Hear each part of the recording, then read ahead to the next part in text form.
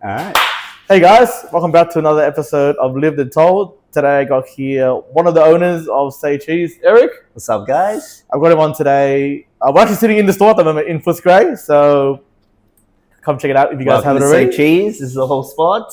You guys, please come through. We absolutely love making sandwiches. So yeah, beautiful. I think you should do well there, Erick. Specializing in gourmet sandwiches, grilled cheese, vegan options as well, coffee. You guys have been open since 2023, and I really want to get you on to talk about your experiences as entrepreneur, owning obviously Say Cheese as well, and diving a bit more into things that people probably don't know about the business or things that you've learned along the way. Hopefully, I've done you justice with the intro. Is there anything else you want to add into that? No, not really. I feel like it's just let's get into it, bro. Right, awesome. The first question I had, Erick, was why Say Cheese, and how did it all start? So I guess the story behind Say Cheese, it's a bit of a long one, but we started off with my business partner, best friend Miguel. He's not here, so Miguel and I. It was during COVID. Miguel got shipped off to Boston for his job. Oh wow! So he's a quantity surveyor, project manager. So he got shipped off to Boston, and obviously during COVID, everything got suspended. There was no flights, all that sort of stuff. So he was stuck over there. So he had I think it was a 6 month contract or a year contract, and he actually ended up being extended to 2 years because he couldn't leave the country, couldn't go anywhere, and the company was just like, "Yo, let's just keep you there, do that sort of stuff." But obviously, I was sad to lose my best friend, and I was calling him constantly, being like, "What are you up to? When are you coming back?" But right, straight up. We would spend. I think it was when I would wake up, it would be midnight for him, and vice versa. When it would be midnight here, he'd be waking up. So it's tough with the American time. Yeah, so we would chat to each other for a couple of hours at the end of the start of my day or end of his day. And a common thing that we ended up doing was he would just show me the sandwiches that he would get across in Boston. And Boston's got a killer deli game. They have bodegas, all that sort of stuff just across every single corner. So you can go to a lot of different places and you'll find that one place does something, one place does another thing. So he was just checking out a whole bunch of different stuff and he was showing me all these. And I was at night kind of cooking myself, doing that sort of stuff, just finding like anyone else during COVID, it's like, what do you do with your time? So I was spending my time just making food and just experimenting with different things. And he would just show me things and we kind of just bounce off ideas. Oh, sick. Anything in particular that you focused on, like Asian cuisine or was it it was a bit more, I guess, American style delis. Okay, yeah. So that was basically what he was eating. And I guess like some of them came from a bit more of an Italian background. Other ones, I would say influenced from it. It's got a lot of cultures out there. So I was just, he would show me something, I would buy the ingredients, I would try them at home. And we were like, yo, like, this is pretty good. Like, and then I started realizing like, I'm getting pretty good at making some of these stuff. So we were like playing with the idea, like, dude, it's funny. COVID is the great reset of the world for our generation. Like 6 years ago now. Everyone stopped and businesses stopped, places closed, there was a vacuum of potential there. And we were like, why don't we step into that? Coming out of COVID, you're coming back from Boston after COVID ends. Why don't we step into and start making a business? And we always played with the idea and we always wanted to kind of create something ourselves because I feel like, at least for me, that's very important to, I guess, build my own story and start something for myself. So I was like, when we come back, when do we do it? Was there any hesitation or you both like young, eager, you're like, let's do it? Or was it like, hey, let's just figure it out?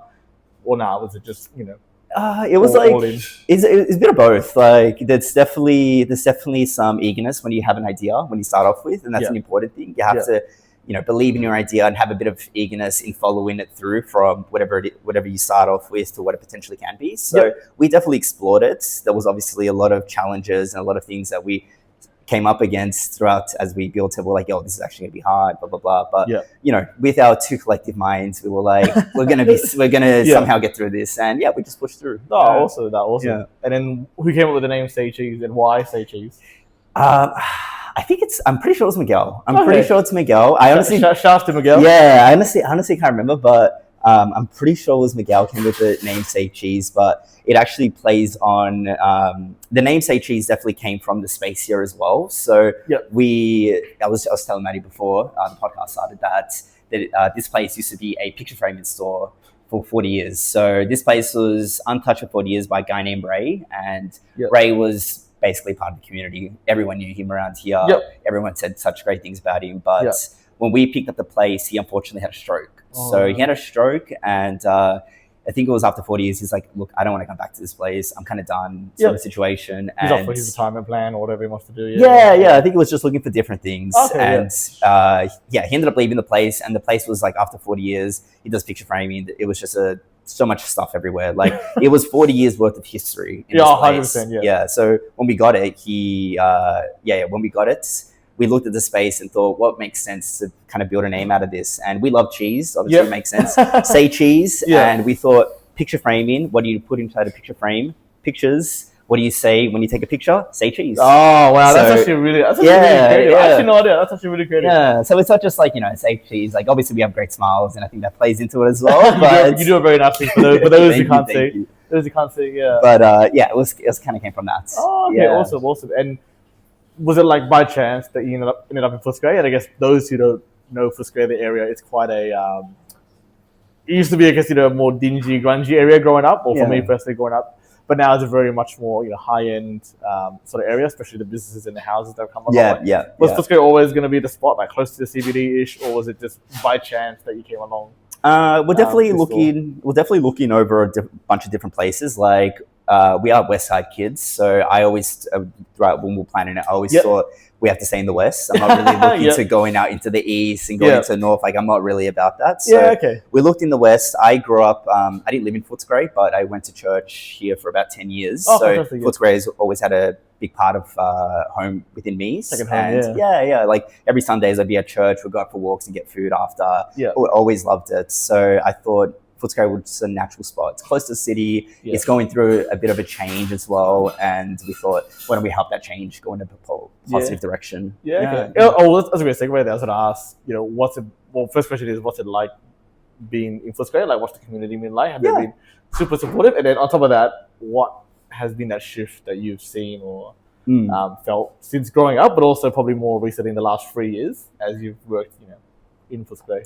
I guess Footscray, like, it's very community based. So it is, obviously, Footscray has its challenges. It's, like you said, it comes from a bit more of a kind of like a different sort of, historical. I guess maybe it has a negative stereotype. Definitely has some negative stereotypes. Like, I've got stories from my own family that I could go over, but it's it came with its challenges. But I think once you look past its challenges, you realize how beautiful Footscray is. Yeah, 100%. Its community. Everyone feels that.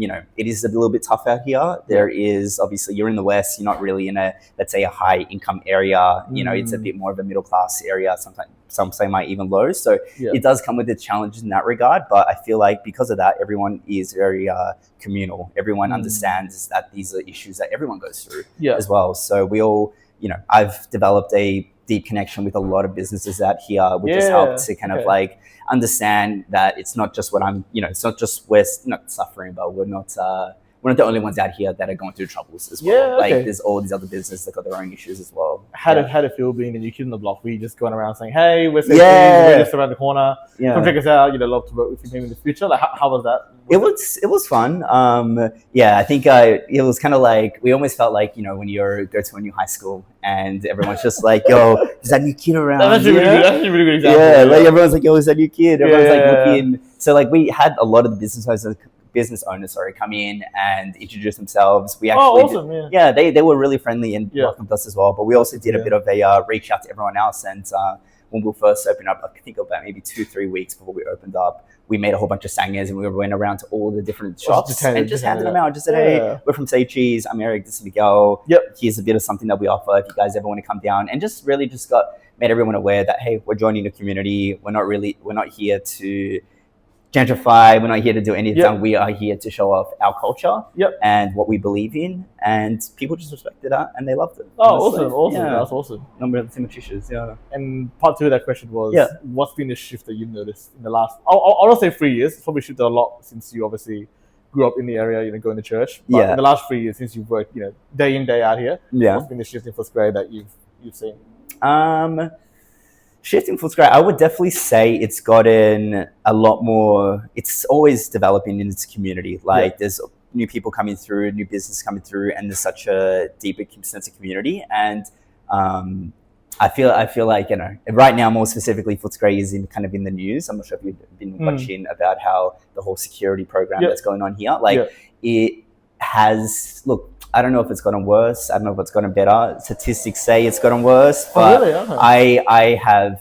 I've definitely had my own run-ins here and stuff like that. So it is a bit of a, it is at points it feels like it's getting worse. Other times it feels like it's getting better. There's some great weekends down here, especially with the whole Lunar New Year that happened recently. Yeah, exactly. Biggest turnout in years, honestly. Oh, awesome. Yeah. Awesome, so I was there just watching. There was, at least 1,000 people that came in just for the whole Lunar New Year party. Just for that weekend. Yeah. And so it's definitely growing, but then there's definitely some issues that are underlying that are still around and still definitely plaguing businesses. Is that like crime? I guess probably from the outside. Well, I guess context. I used to live in Footscray, and I guess loosely following the house prices, it's gone like this. Yeah, but I guess from a business perspective, it sounds like it's, like you said, it's regressed in some ways. Yeah. What are some of the underlying issues that you've seen?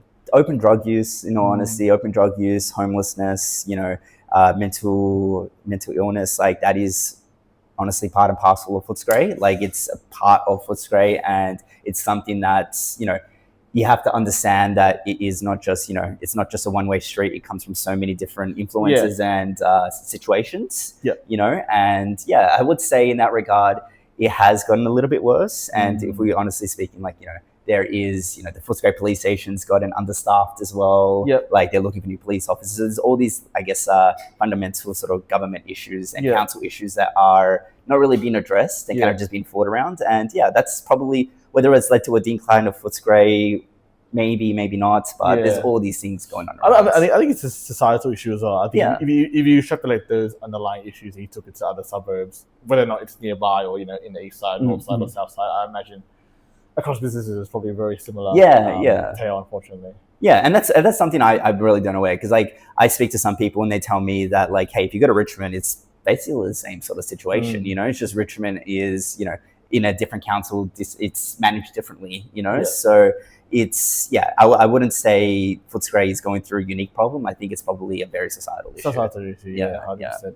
Turning track a little bit, Eric, but a bit more positive. You said that the other businesses in the area were super welcoming, super supportive of you guys coming in. And for those who don't know, there's a famous Footscray market here, or they're known for their deli, their vegetables. Have you partnered with this, or do you get your produce from them? And how has that, I guess, helped grow the business? Having Footscray Market right there to get all our products is the best, because we're able just to go over there whenever we want. We're able to handpick all our products as well. We're obviously able to go speak to the butchers as well and being able to ask for specific cuts, all that sort of stuff. So it is, it's a big blessing to be able to be in this community, because it's not just we're ordering from a place that is, let's say a commercial place from somewhere else in another different suburb that delivers it. We're getting our stuff locally sourced within the suburb. You can walk down the road and come back. Bro, it's so easy. Honestly, I love it. I love being able to just go get whenever I stop and go speak to and build relationships with the customers, the people there. As well, 100%. They get to know you, they like you, they give you the best products, they handpick all that sort of stuff. Get a little bit earlier before everyone else. It honestly matters a whole bunch. And how have you built, I guess, your reputation, both with the locals, but also, your customers as well? Has that been a big thing for you guys? Is that something you really focus on? At the start, building that reputation, and how do you guys do it? Well, I guess going back, we realized that Footscray is a big community-based thing, which to us means that you have to be well aware of who comes into your store and know who comes into your store. So if you ever, honestly, if you ever hear it throughout the week or without anyone else, there's a bunch of different people that we know that come in, and they come in once or twice a week. They're our regulars, and it's so important to know those guys, honestly, because they're around. They pick spots because they're respected there. They are looked after, and that's such a big thing for any place that you go to eat food. So building those connections with those people is very important. Okay. Awesome. And I had on a previous episode one who goes around reviewing food places. Did you ever get those people to come in to spread that word, or you thought that it wasn't the direction? Not long term, but direction initially that you didn't want to get the business into. I think initially it was definitely a learning curve when you first started off with the business. Like I understood that there is a big influencer game out there when it comes to foodies, stuff like that. Like there's definitely some positives where a business can really take off because one person comes into the store and says a good thing and it just blows off on TikTok or stuff like that. Yeah, and we've had those situations well. Like Jay Webby, Jay Webby's comes through. I don't know. Eats with Kevin, friends of ours. He's someone that we went to high school as well. And these wow. So these guys are people that have come through and said such great things as well. But to be honest, I've never wanted to develop a relationship where I require them for my business to do good. Because quite frankly, like I don't want that. I don't want that I need to invite influencers every single week just so they can make a video for me, just so they can, you know, promote the business itself. And I honestly respect if you ever want to come into the store and come do content for the sake of doing content for yourself, I'm never going to say no. Please do come. Please come in, do it for yourself. But just know that we're not out here asking for pick-me's or favors, stuff like that. I've never really been into that, to be honest. And I guess, like you said, it's like, you know, it's about rewarding those customers. Obviously, you don't treat them differently, but it's about rewarding those customers that come regularly, that come, you know, twice a week, like you said.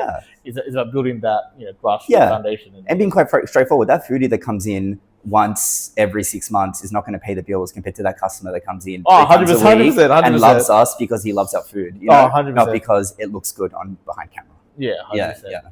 Has there been a standout moment in terms of, you know, you guys getting really good press, or has it mainly been through like social media that you guys have gotten it, or? Standout moments. I would definitely say one of the main ones recently this year would be we did a collaboration with Moondog. So the Moondog Brewery just right there. We had a party upstairs, and that one was definitely a standout moment because it was specifically a Filipino style party, it was just a massive Filipino crowd, but it really helped for us more specifically. I mean, we are El Salvadoran and Filipino culturally. That's where the food kind of comes from. So when we had that Filipino party, it went off. Firstly, like there was hundreds of Filos just under the same roof. Absolute crazy party, and it was good to have like those guys come through and have that good press moment for culturally. Like understanding that these guys all came to party because they're Filipino. But also say that, you know, like you said, just building that community. They're all just here having a good time. You guys are just chatting away, you know, enjoying the night. No, that's the sort of stuff I love. Like other press moments as well. Like there's definitely been like last year, actually the start of last year in 2025, we actually got mentioned in the Good Food Guide. So by the age, awesome. And they don't ever tell you that they are coming through. They kind of it's kind of like a secret shopper. They'll come in, mystery shopper. Mystery shopper just comes straight in, just does the experience, doesn't say a word, and will just leave. And then they will just message you a couple weeks later and just be like, hey, we came visit your store, had a great experience. Would you guys like to be invited on the thing? And they ended up writing an article about us, and I was so happy because these are the type of guys that are foodies. They're around, they know their food, they go to different single places, and they looked at us and said, hey, you guys are, you know, on the right path, you know? And that's, for us, is like such a green light. It's such a green light to keep going. That's awesome. You know? It's just the recognition to keep going, you know? You know? Is that framed somewhere, the article? Or no, you know what? I should frame it somewhere. I'm gonna frame that after. 100%. What was the biggest challenges in starting Say Cheese? I mean, 3 years into it, still like, you know, very new, but also at the same time, you know, you're well into the game now. What was the biggest challenges starting a business? Biggest challenges, I would definitely say. I think people think that maybe if somewhere like this brick and mortar kind of business, like it is the capital, like was that the biggest challenge? Without trying to answer it for you, what was the capital? Capital's always going to be capital drives your decisions. Like how much capital you have to play with gives you a scope of what you can actually do. So we were in a very privileged position, me and Miguel, because we were both working full time. We had saved a whole bunch of money up, and were able to start this whole place without any loans or anything like that. Fantastic. We were just kind of like, hey, let's just get into it with what we have. And being young, you know, being young then, like it's more like 6 years ago, but still young now. You had a bit of energy. You also have the ability to risk as well. Like there's not too many things tying you to anything. So it was a challenge in itself, but it also was a blessing because if we failed in this, it's fine. We just pick up pick up where we started again. You know, like you're not losing anything. Did that scare you? I feel like this would be a side tangent, but I feel that's why a lot of people don't start a business or start a endeavor because of that fear of failure, or what's the fallback? Were you guys ever, like, obviously you had thought about it because you said we'll just go back to what we're doing, but was there ever that fear that held you back? Every day there was always fleeting thoughts of being worried, being really questioning if this is the right path in what you're doing. Like, you're always going to have those moments, and it is exacerbated when things go wrong. It is exacerbated when things go right sometimes as well. You know, you're just like, oh, like, why was that thing that now went right so hard to get to, you know? But there's always those moments, and they're worse every once in a while. There's sometimes, they sometimes hold you for a certain amount of days, but I guess having that mental, having that goal in your mind, and also having a bit of mental resilience in being able to push through is so important, because like, it's hard. It's hard. Like, things that are worth doing are hard for a reason. Things that are worth achieving are not easy. So it's important to have that in the back of your mind, because that's what keeps you to keep fighting and moving forward. It's like, not everyone does this, and that's a good thing. This is why you're going to do it. 100%. It's like, it's like saying, if it was easy, everyone would have it, or everyone would do it. Everyone would have a business, but only a few succeed because because of that attitude, that determination. Being able to learn as well. Like, you don't know anything. This is your first business. You're gonna screw up a whole bunch of times, but that's fine. You learn from your mistakes. Like, everyone says that you learn from your mistakes, but it's true. If you make the wrong call, that's fine. You just understand why you made the wrong call and just learn from it. It's having that mindset and ability to be adaptable to the situation. Do you remember, or do you mind sharing the lowest moment that you had in the business? Lowest moment. I remember when you're sitting there with your team or by yourself. You're like, oh man, I don't know if we're gonna make it, or oh man, guys, I really effed up here. Well, I mean, there was definitely, in the building process, there was definitely just like lowest moments when we were doing renovations was just like having, not to go into too much of the story, but that back wall, for example, back there. The blue one? Yeah, the blue one where the painting is. This building's quite old, so it's been around since the 50s and 60s, and it's literally brick. It's not too much. It's not insulated correctly. It's just a very old building. But when we first moved in, we didn't realize this because we started renting it during summer. But when winter came around, we realized that the drain pipes on the roof were rusty. And because they were rusty, they had holes. And when it rained, therefore, all the rain would slowly dribble through the bricks. So this whole back wall was moldy, it was broken, and it was all these things going on. And we obviously weren't aware of that when we took it on, but it was only made aware after the fact, and we weren't told by the landlord.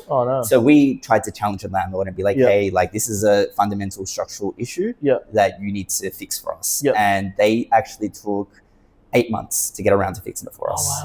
They fought tooth and nail for us to pay for it, and that whole thing cost 20k to fix. 20k? Yeah, 20k of actual money to fix, and quite frankly, we didn't have that capital just for a wall to fix. I mean, like, you guys spent all other capital. We're not spending 20k to fix a wall. Like, that's that wasn't part of the budget. No, that was not part of the budget, and that was. I mean, we spent 8 months in constant back and forth with our landlord, trying to get them to be like, hey, fix it for us. Like, we're not going to touch this or fix this. And quite frankly, if you don't, we will take you to. We'll take you to the right, to the appropriate avenues. But that was definitely one of the toughest moments where we had to slowly start figuring out. Like, there was moments where they weren't budging, and we were like, "Are we going to start pay 20k for this? Because we need to get a fix. It's not something that can stick around." Because the more time you're in here, the more time you're not serving sandwiches. Really. So that was like definitely one of the main issues that we had going on. But other than that, there's always moments. I'm sure there's tons in my mind that will come through. The biggest thing I've learned from talking to business owners has been that mental burnout. Like, how did you get through that, or have you navigated through it, or you still got to navigate through it? But what have you learned from that, and what would you tell a younger Erick? And a younger me, I think burnout's real. I would definitely tell myself that burnout's real. It's something I never believed burnout was real, but I definitely underestimate its ability to hold you and its ability to stifle your energy and what you can do. You know. So when we first started, I feel like in the first year, there was a lot of energy. We were able to kind of push through because we weren't obviously running the business. I was still working on the side, and I guess there was a bit more structure in the life. But I think as we started and I started being here every single day. I'm here 6 days a week. Obviously here doing from 9 to 5, roughly around there. It definitely slowly started to build up. I feel like the burnout slowly started to build up over time, and that's obviously with me trying to keep continue still doing training, family, relationships, your whole life. Still trying to run the whole life. But I think you learn eventually that things come in waves. I actually heard this theory recently. It's actually from the Diary of CEO. Do you know James Clear? We're in Atomic Habits. He spoke about this concept, which really stuck with me. It was about the four burners of life. So you have definitely 4 different categories of things that happen in your life. The first one's like relationships. The next one's like, let's say, family and friends, yourself, and your business. And he was just saying that at any point, you could have all 4 burners running at the same time, like an oven burner. You can have all 4 burning, but quite frankly, they're not all going to burn at a strong heat. And that's kind of like the metaphor being that you can't actually push at all things at the same time in life. You can only pick 1 or 2 things to really let burn at its fullest potential and actually let it to succeed, Was that hard to accept? 100%. There was definitely not to get too much into it, was definitely moments when even my relationship took, its toll. And, those moments where I wasn't there, my partner would be like, hey, you're kind of not there at the moment. You're coming home. You're not really in a good mood, yada, yada, yada. But your mind's still within the business or thinking about the next day. As much as I wanted to hear it, I'm like, I'm stressed about a billion other things right now that is not this, you know? And what I didn't realize, unfortunately, was that my burner for my business was running at full capacity right there. And everything else around it was running very low, you know? And it's something that's okay to do, but you have to be aware that's happening. Because you have to frame that with all the other parts of your life and be like, hey, even with your partner, hey, right now, I kind of really need to focus on this. And if you can be there for me to focus on this, just know that I still love you, I still support you. But at this particular moment, I need to be able to 100%. hone in on this one thing. You know? It sounds like she was. She's the best. Still is, she's the best. 100%. Like, unrelatable, but shout out Suzanne. Shout out to Suzanne. Unrelatable, like, with my job, it's a corporate 9 to 5 job there, and sometimes I'll be working late hours. And, I'll find out, be like, why are you on the laptop still? Why are you still working? But in your mind, you're like, I need to do this for the next day, or I need to do it on that day. I think it's super important having a supportive partner / friend / family as part of that. No, you can ask for the support as well, but it's definitely important that you communicate your whys as well. 100%. Like they need to not be left in the dark as to why you are the way you are, and 100%. Being told, hey, this is just the moment I need right now. Was there, I guess, put it on that, was there a moment where you're like, oh, I do want to share this with her, but I don't want to share it because it will stress her out? Because I feel like some people, men or women, would think that their partner, like, hey, I want to tell you, but I can't tell you because it's gonna stress me out talking about it, so stress you out, and it doesn't get. No, I know what you're saying. It doesn't help the situation. I know what you're saying. I think, it's probably a little bit of truth to that. It's like, hey, don't really want to talk about this right now, only because sometimes, especially as a business owner, when you're running things and you have a lot of friends around you, like, this is not to, be mean to some people, but you have a lot of friends that come to you like, hey, I've got an idea for you. I've got an idea for you as well. And people kind of just shoot off ideas to you, and you don't want to be mean and be like, no, or anything like that. You want to obviously be able to, for anyone to come up to you and chat to you as well. But at times as well, like, a lot of your family and friends will think just because your family and friends that they will just listen to what you're going to say. They obviously do care about you. They do care about you. It comes from a different point. But like, for me, myself personally, I'm definitely a bit more of a, back in the day, I would definitely be more, I wouldn't say isolated, but definitely within my own mind. And sometimes I didn't want my mental fortress to be too cluttered with so many other thoughts in my mind as well. And it was just like, sometimes it takes that, ability to shut your walls off, but it can be where you shut your walls off that little bit too long as well. Because 100%. Some people out there do have some great advice, and some people do out there see something in the way you won't see, So you're more receptive of feedback now. Like, you listen to it and then kind of absorb it, and you think it's a bad idea, you can just let it go. And it's good. You might be like, oh, that's a cool idea. Well, that's a cool idea. I'm a lot better at it now. Like people come up to me and be like, have that idea, and I'll actually just listen to it and think about it, because I'm like, hey, appreciate the thought. I honestly appreciate that you even are thinking about, what I could do about this. Like, so yeah, it's not something to brush off your shoulder. You definitely have to be there for people as well. 100%. With the 4 burners, that's actually a really good, I don't know, example / explanation of what you're going through. How did you navigate, managing orders for, I guess, what I've heard of other people is that they're very deliberate with their time now. Like, they use their diary, like, religiously, like, they have time. 3 to 5 is, training, for example, and then, I'm back into doing this. 6 to 7 is time with my partner. Like, how did you guys navigate through managing all 4 burners? I definitely say when I first started, I had no idea what I was doing. Like, like I feel like when you first start, you really are driving, again, first business on myself, I'm driving blind. Like I was just doing everything the best way I could. But I think also, I'm a big advocate. I love to read. I love to listen to podcasts as well. I love to hear from people that have, mentors, truly mentors as well. So I definitely have a group of mentors around me that I'm able to bounce off ideas off and just chat to. And it's been able to be open to the wisdom of other people as well. So it's through your own experience, but it's definitely through the experience of chatting to other people, realizing that, hey, they went through the exact same thing that you're going through. Like it's not that unique, and having them be able to impart some knowledge is it's incredible, honestly. How did you find these mentors, or for anyone listening / viewing this, how would they go about finding a mentor or reaching out? I feel like mentors don't really have to be like people. I think people think mentors as like business mentors, and they think finance, marketing, money. Sometimes it's mentors, emotional mentors. It's about mentors that have something that you don't have that they have. Like. For me, definitely, like I always had, I think with dealing burnout, like emotionally, I was a little bit stubborn in those situations. Like I closed off emotionally as well, or I didn't process emotions correctly.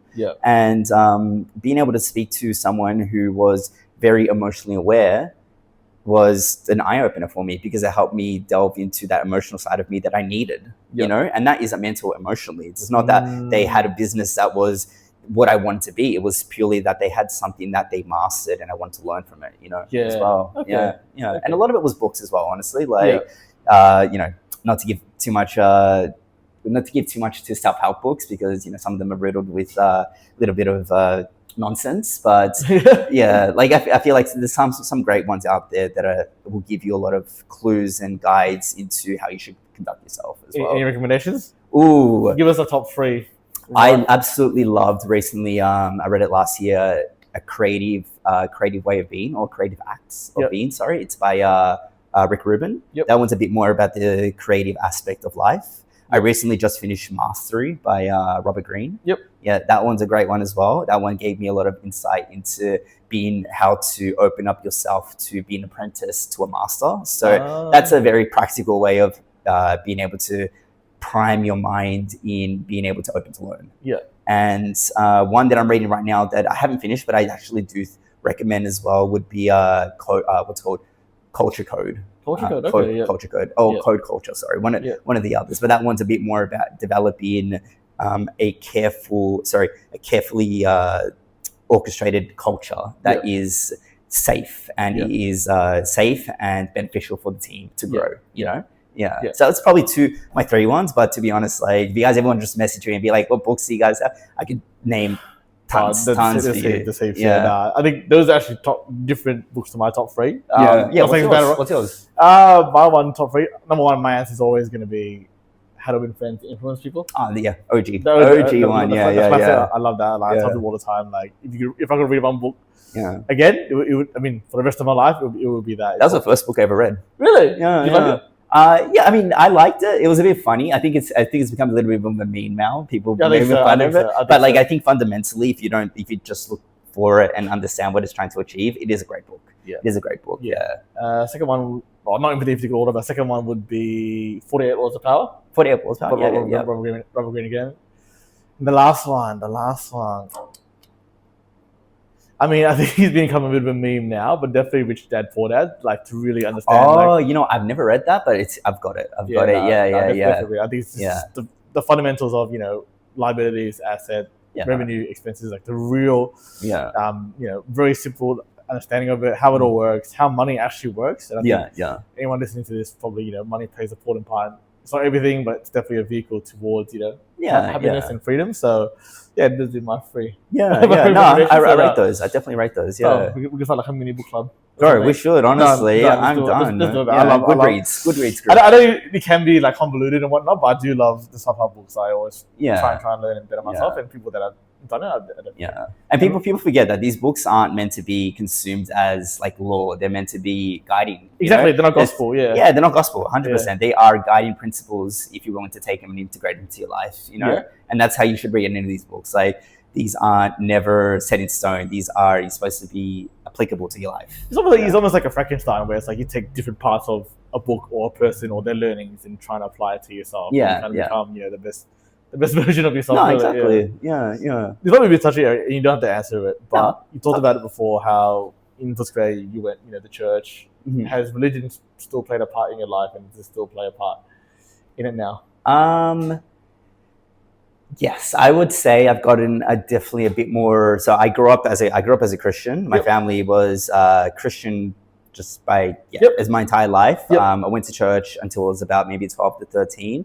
I think that's when 12 to 13 is when I was like, I'm not going to church. I'm going to stay home. Sort of situation. I'm too cool for church. Yeah. Like, unfortunately, that was like, honestly, my aunt. I'm like, I don't want to go to church for. I can just stay home right now, like play games or sleep in. Yeah, honestly, like I would rather do that. But religion has definitely played a little bit more of a bigger part in my life now.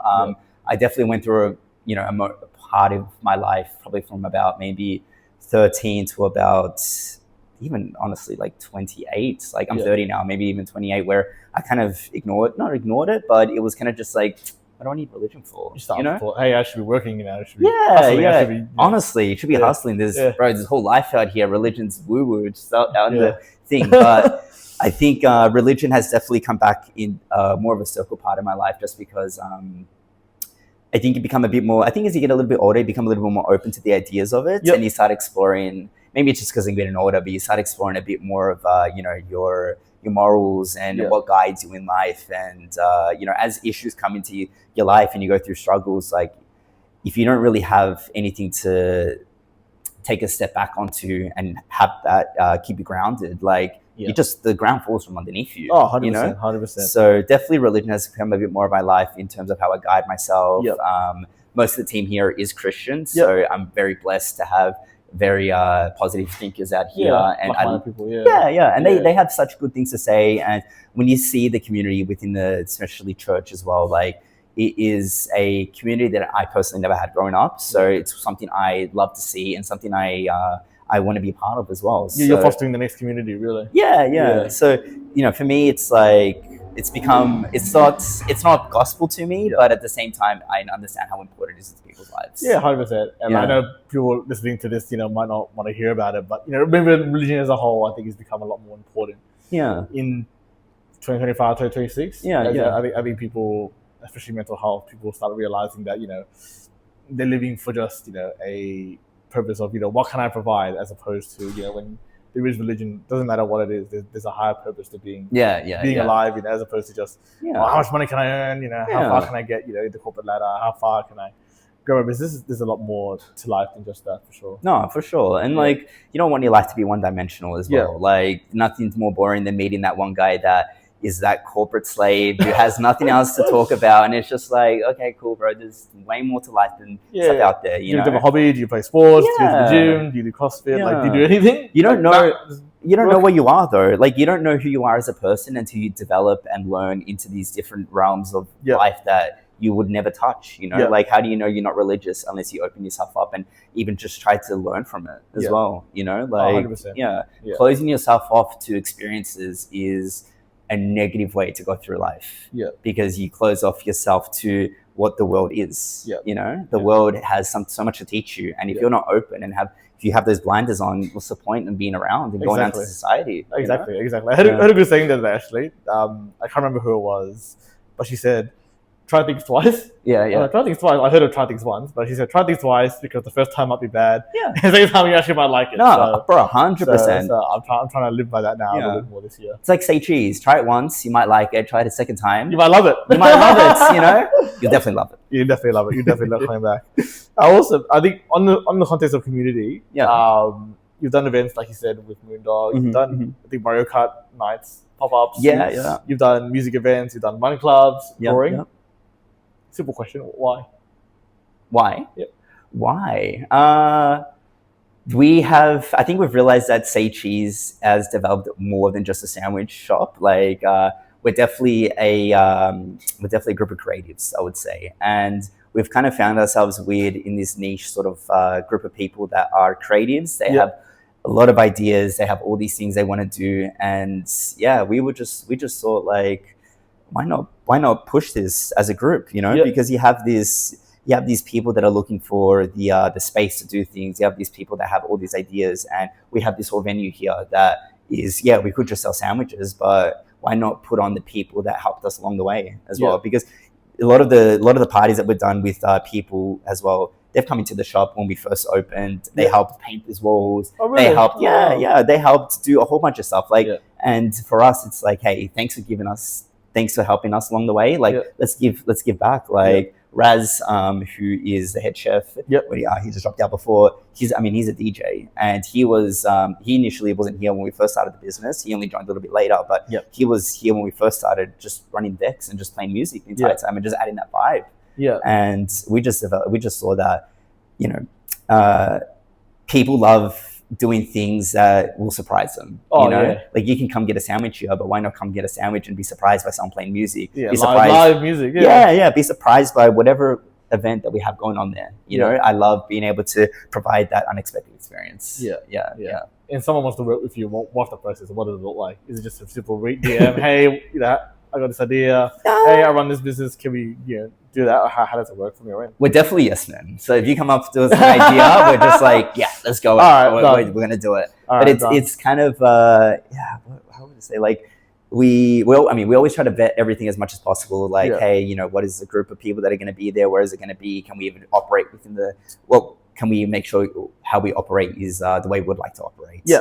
But as a whole, we wouldn't be here where we are today if it wasn't for the events that we've been doing as well. Like, we obviously make sandwiches, but the events are just such a side thing for us that help grow the Say Cheese brand in itself. And that's what it's developed into. Like, we just run these events. We do it for the community. We do it for obviously, for the business, for us to grow as well. But we do it because our friend who has been supporting us for a while now has come to us and be like, hey, I have this event. I would love for you guys to support me, Yes, we're there for you. It's all giving back, Yeah. And their success is our success, and vice versa. Our success is their success. Because people coming in might not know Say Cheese existed. They're like, hey, I'm here for this pop-up event or whatever it is. Yeah. They say, hey, Cheese, well, we'll give it a crack. And then, like you said, that's a win-win for everyone. Really. Yeah. The amount of times we do events, and the next week we have all these people that never would have heard of us that were at the event and would come through. That's a win. Yeah. That's a win. We've just made a bunch of new friends. Yeah, 100%. Yeah. 100%. Yeah.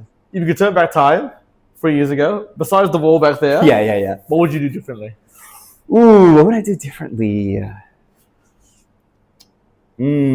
One thing I would definitely say, if you're trying to open up a cafe or a sandwich joint, start with coffee. We actually didn't start with coffee initially. So we got the coffee machine maybe about a year, maybe 2 years into the whole business. But that was mainly capital reasons, but also because we were a small team and we didn't want to start pushing coffees without it being something that we were happy to do. Well. You don't want to just put subpar coffee out. No, exactly. And none of us were baristas or anything like that. Like, by now we've all been trained. Yada yada. Awesome. But initially it was more so like, hey, let's just focus on the sandwiches, which is cool initially, but people want a sandwich and a drink, So if you ever open up a cafe, that's probably a bit more specific to doing this, but make sure you do drinks. I think to preface this, the reason why I reached out to you was a conversation we had, I think about a year ago now, where you were telling me about the business and you're like, Maddie, man, I messed up with the electrical, man. I should have gone on like more electrical. Oh, bro, that's another one. That's the conversation. I'm like, you know what? I remember that. Let's have a chat deeper into it.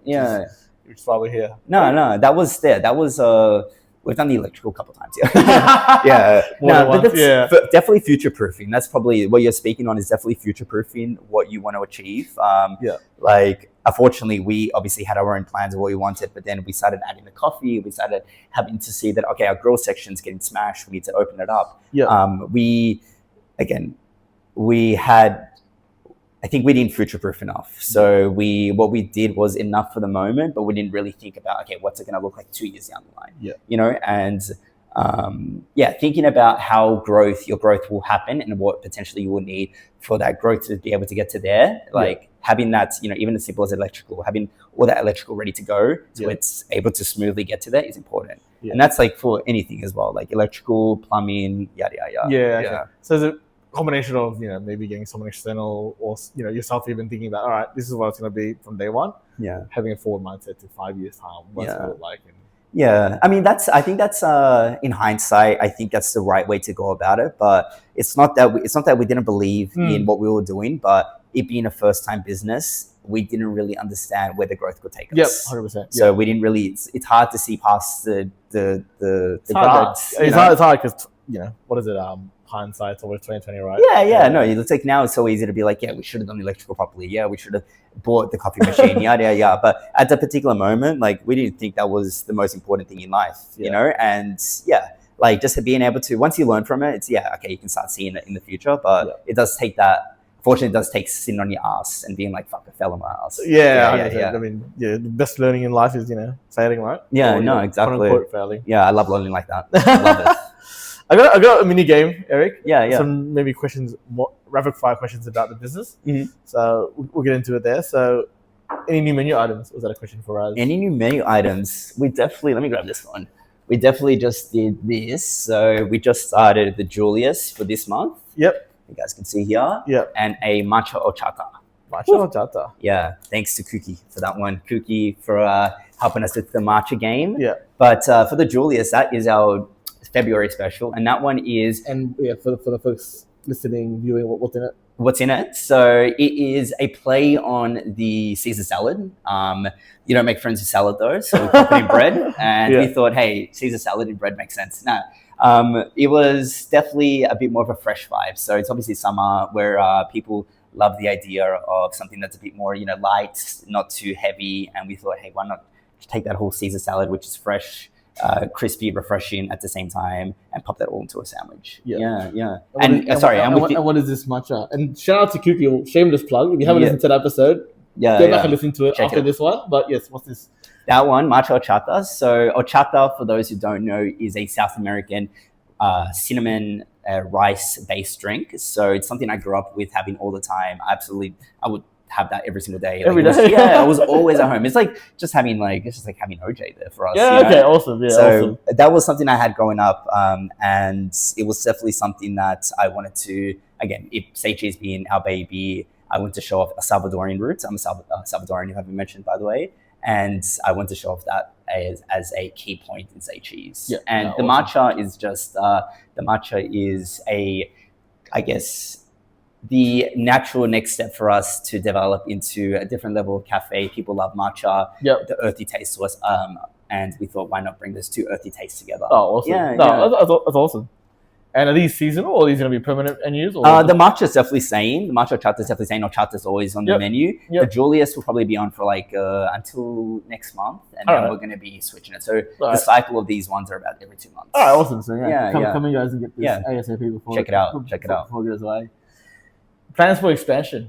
We talked about this offline, but I don't know if you're happy to share it or not. But what's the plan for expansion of the business? So, I mean, at the moment, it's funny.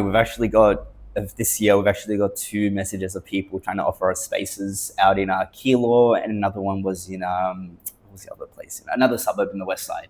But we've had people just reaching out and be like, "Hey, you guys ready to expand? Let's go into here." Wow. But it's not that I would not like to do that, but I think I think we still need to make sure that Footscray hits its peak at the moment, because we're definitely still growing. We definitely still have moments when we can be quiet, and it's not that quiet. It's not that you never have quiet periods, but it's always something you can look at and manage. So we're just trying to make sure right now that this shop hits its full potential, that we are around the clock making sandwiches nonstop before we move into some place houses. But I definitely think I love Caroline Springs. In honesty, I would love to be able to open up a shop in Caroline Springs. Yeah. Right. Make Roger run for the money. Done. Do it. Yeah. Do it.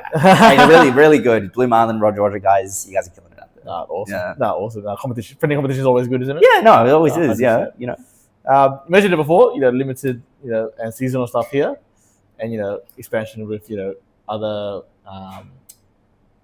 businesses. Yeah, obviously Kuki there. Yeah. Any other plans for any upcoming social events? Any collaborations? So I mean, social events. The one we have up next week. Actually, this weekend we've got a run club with Low Key. Yep. So Low Key Run Club's a West Side shop that's run by the homies Jared and Lucas. They're two fellow guys. They are doing an absolute amazing job of running that at Caroline Springs. They just do about 5 kilometers around the Caroline Springs Lake every Monday, 6:30. If you guys ever free want to go, please, I'll be there. Are you there? I'm there. Awesome. We're doing that this weekend, so we're doing a long run out of the shop, 10Ks from 8:30 onwards. Come through, drop off all your stuff. We'll go do 10Ks, run the marathon, come back, and some food. Yeah, get some food. And Acacia Cafe, Filipino homies, they are roasting some exclusive Filipino beans. They'll be there as well, offering this as well. Other than that, though, we have the following weekends. We have it's called the Bad. Might as well. Yeah. The Bad Bitches Party. The Bad Bitches Party. So they do you guys know Section 8 in the city? Yeah. So we're homies with the guys that run Section 8. That's near Southern Cross Station? Sorry? Is that near Southern Cross Station? No, Section 8's near where is it? It's near Melbourne Central. It's one of yes. It's like outside. It's in a little alleyway, but they've been around for ages. But we're doing a party with them. So every year they do a summer party where they, mind you, it's in the middle of CBD. They fully put a bunch of sand on the ground, so it's like a beach party. And then people just go in there and party. It goes off every year. Every year, sorry. So lines are usually about 2-3 hours to get in. But we're going to be there serving mango sticky rice. Oh, awesome. Yeah. So Kat's a good friends of ours, and she was like, I want you guys to serve that. So and what's the date for that one?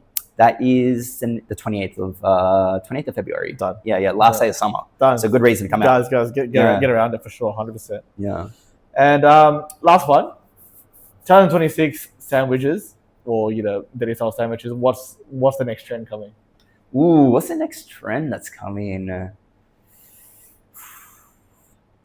I would definitely. I mean, drinks are on the rise right now. Yeah. I feel like the drink game right now, it's like. Before it used to be, I mean, for a while it was delis, and mind you, when we started our business, it was way past when delis were popular as well. We were a little bit late to the game, but I think drinks right now are quite popular. I mean, matcha's obviously killing its own thing. In all honesty, like if things go the way I wanted to do, horchata will be the next game. Here we go. I've already put so many people in this community about horchata. I've never tried it before. It's hard to find around here. I think it needs more representation, especially and also ube, like. Hey man, on that episode with Kugi, I said my next prediction for 2026 is ube. Honestly, Filipino culture is on a especially in Melbourne, it's on a crazy uphill rise right now. And it's such a good thing. Like community-wise, Filipinos, you can't match them. Honestly, they are through and through the best community. You guys can sing, you guys can dance. Yeah. I'm not feeling guys, man. I'm not feeling, but I will be. I mean, honorary. You're part of the community. Yeah, honorary. You're part of the community.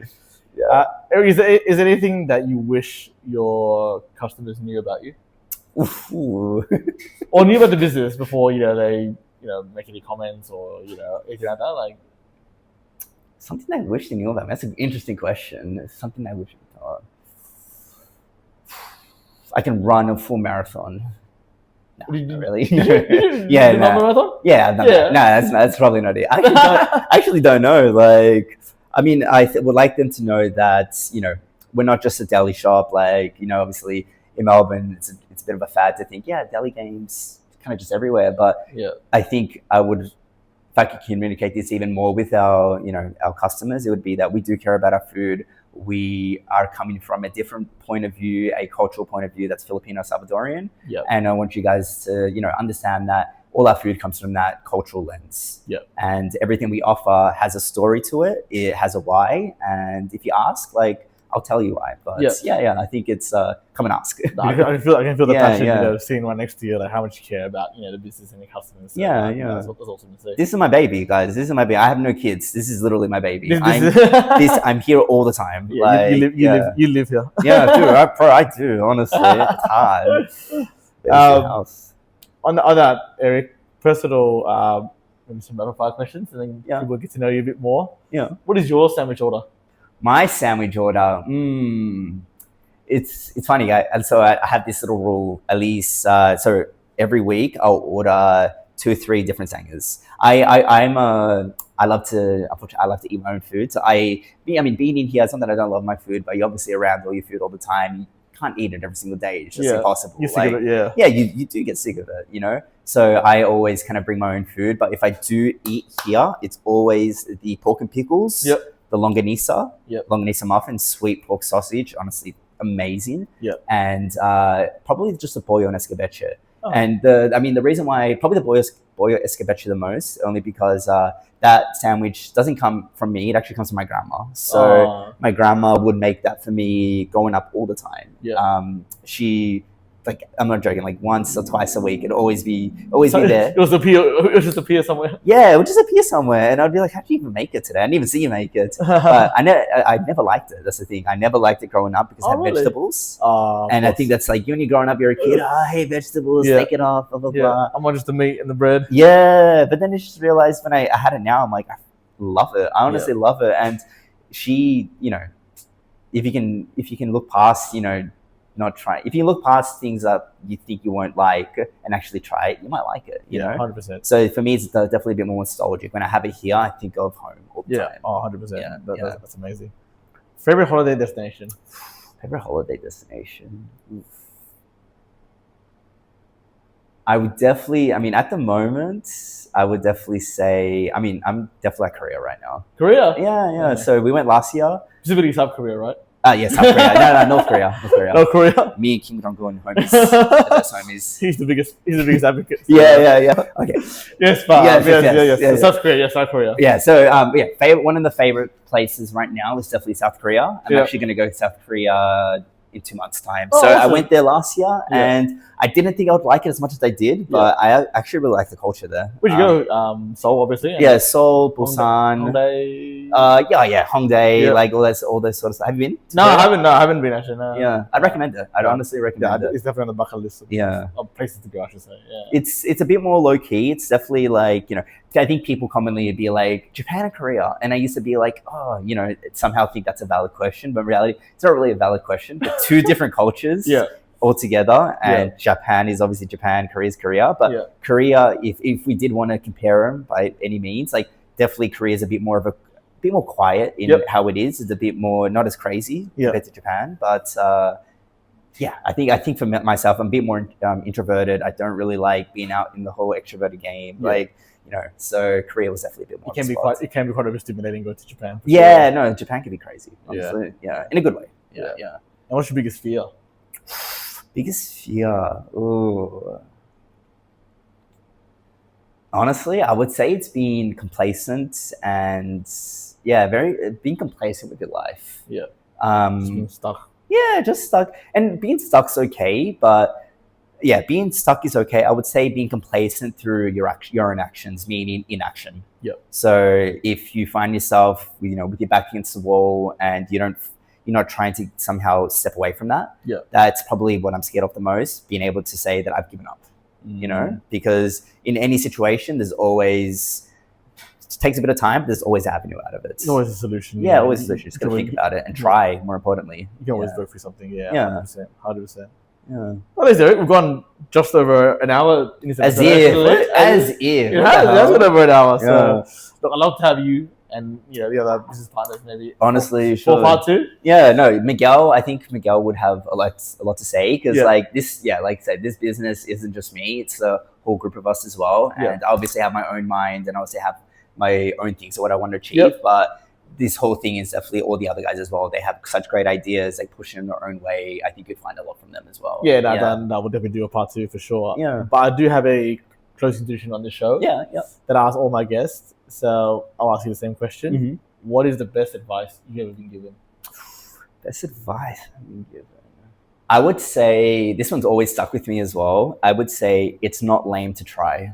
Okay. It's not lame to try. I think, this could just be my lens of how I see life, but I feel like especially TikTok, Instagram, it's become cool to be nonchalant and not try and be like, I get things because I don't try. There's nothing wrong with trying, guys.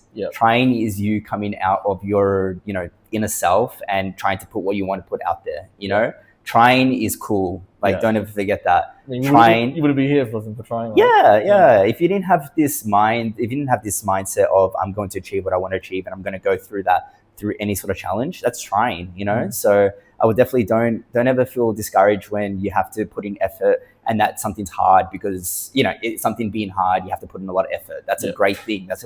That stress and that place that you're at is where you learn the most. That's where your knowledge is tested. That's where your skills are tested. And that's where you learn the new skills that then make you a better person, So never shy away from trying. Awesome. Yeah. That's awesome. I really like that one a lot, actually. Yeah. Erick, where can people come see you? People want to collab, people want to invite you to events, or where can they reach out to you? Where can they reach out to Say Cheese? So Say Cheese Instagram's always open. It's Say Cheese _Footscray. And I would say if you ever have any events that you guys want to run, any music stuff, we do a whole wide range of events. You guys do catering, obviously? Yeah, catering as well. Please shoot us a message. We absolutely love to work with people, and please do it for me because it gets me out of this place and come visit you guys. I would always say yes. Yeah, I would say visit us there. My personal as well is probably just linked in on Say Cheese. You can look for Erick as well if you ever just want to chat about my experience or anything like that. But other than that, you can find us at within Footscray. We're in the Chocodea Arcade, 119 Hobson Street. Please come visit me. I'm always happy to have a chat with anyone and just meet new people. Awesome, thanks, Erick. Now, please do check them out. Awesome business. They're growing something really special here, so go check it out. And thanks for listening, guys. Thanks for watching. Please give us high ratings, like, comment, share, subscribe, and we'll see Erick in part 2, and I'll see you in the next episode.